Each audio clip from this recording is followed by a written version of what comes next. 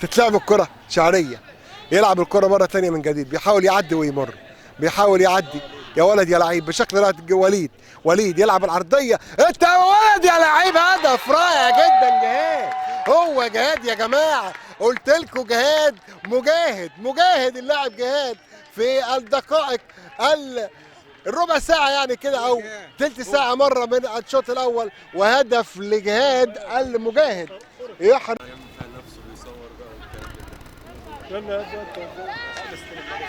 تتلعب الكرة في وسط الملعب، يا سلام على التفويته حلوه بشكل رائع. ممكن نلعب العرضيه، ادي العرضيه ارضيه، هوبا يا راجل بتعمل ايه جول.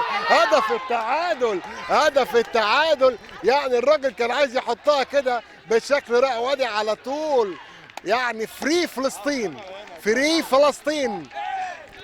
في القلب يا فلسطين.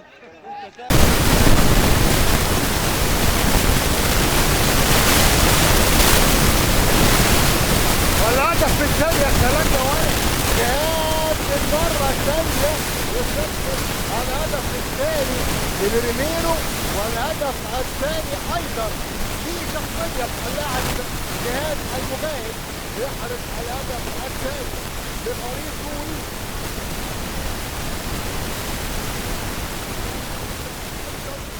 لفريق نادي الشواشنة يلعب كرة عالية وطويلة أمامية معدية، والهدف الثاني يعني الشبكة كده مقطوعة، وادي حارس المرمى يخطأ مع دفاعه واللاعب أحمد إسماعيل.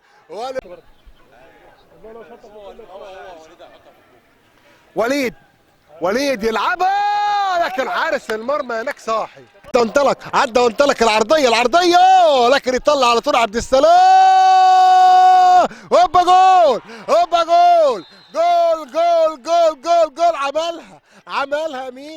عملها ميسا واحرز الهدف الثالث ميسا. يا سلام يا ولد يا لعيب بشكل رائع جدا. اللاعب ميسا يحرز ثالث الاهداف وتصبح النتيجة ولكن مقطوعة. تروح الكرة مرة تانية، ادي الكاونتر اتاك اللي بيلعبوا عليه من اول الماتش شعبان عبد السلام.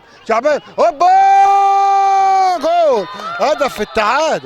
هدف التعادل ياتي للشواشنة، هدف تعادل في وقت خلاص يعني يمكن بنلم اوراقنا، ولكن بقى الشواشنة عنده كلام تاني.